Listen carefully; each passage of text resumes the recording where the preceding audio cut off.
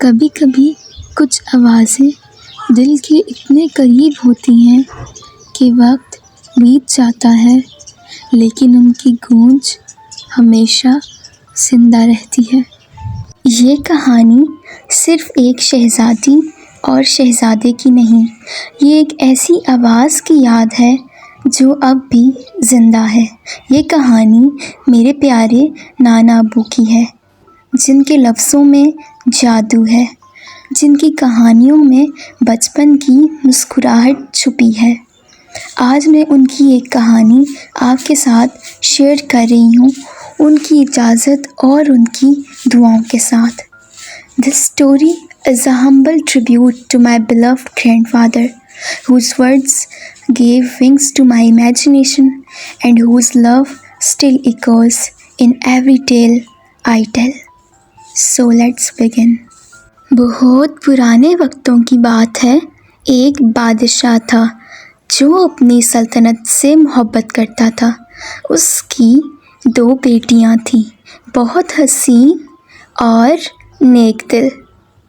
بادشاہ ان دونوں سے بہت محبت کرتا تھا، اور ایک دن جب وہ پڑھنے گئیں تو استاد نے ایک کو کم بخت کہا اور دوسری کو نیک بخت۔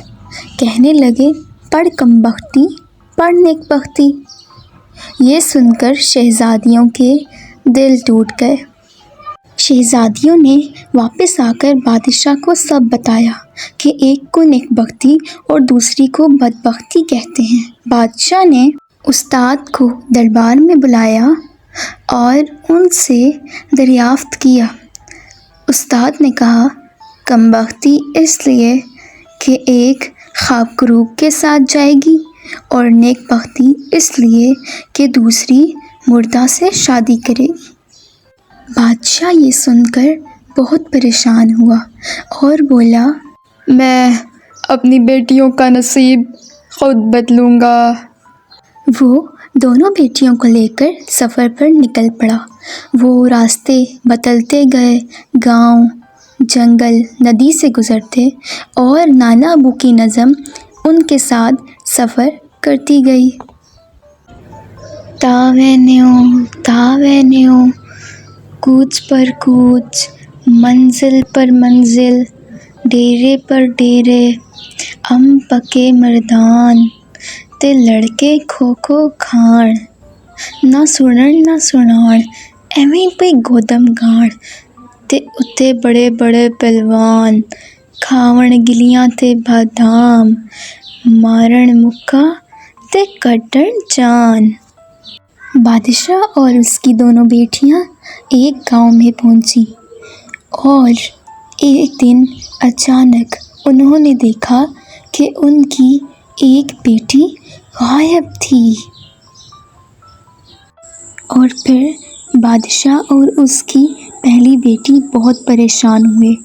گاؤں والوں سے پوچھنے پر انہوں نے بتایا کہ یہاں پر ایک خاکروب اسے بہت غور سے دیکھتا تھا، ہو سکتا ہے کہ وہ اس کے ساتھ گئی ہو۔ بادشاہ نے آسمان کی طرف دیکھا اور بولا، شاید یہی اس کی تقدیر تھی۔ بادشاہ اور دوسری بیٹی نے سفر جاری رکھا اور وہ یوں ہی سفر کرتے رہے، اور پھر کئی دن گزرنے کے بعد وہ لوگ ایک سنسان صحرا میں پہنچے۔ شہزادی کو شدید پیاس لگی۔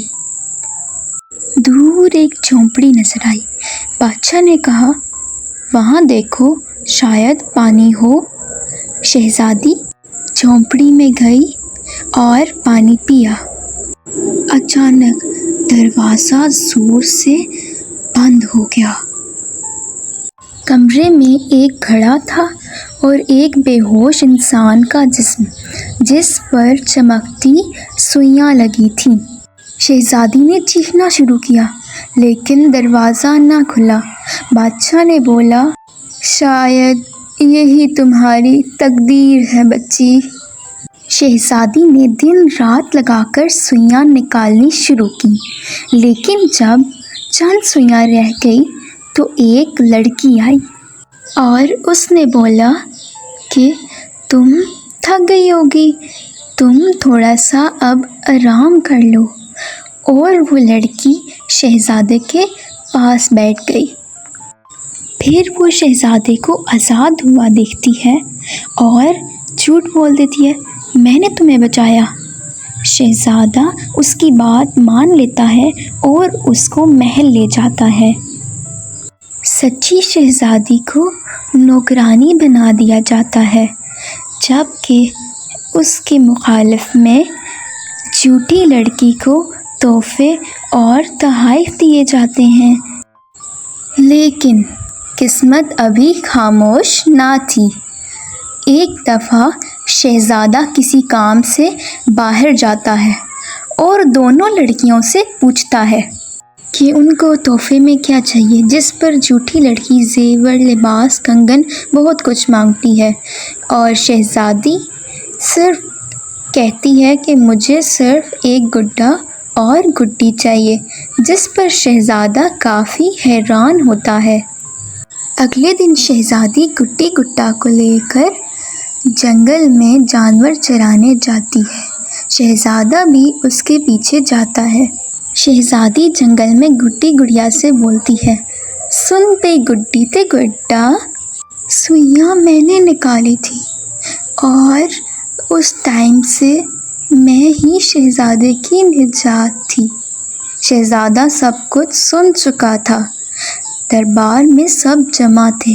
شہزادہ بولا، نکالی تھی اور اس ٹائم سے میں ہی شہزادے کی نجات تھی۔ شہزادہ سب کچھ سن چکا تھا۔ دربار میں سب جمع تھے۔ شہزادہ بولا، سچ اب چھپ نہ پائے گا۔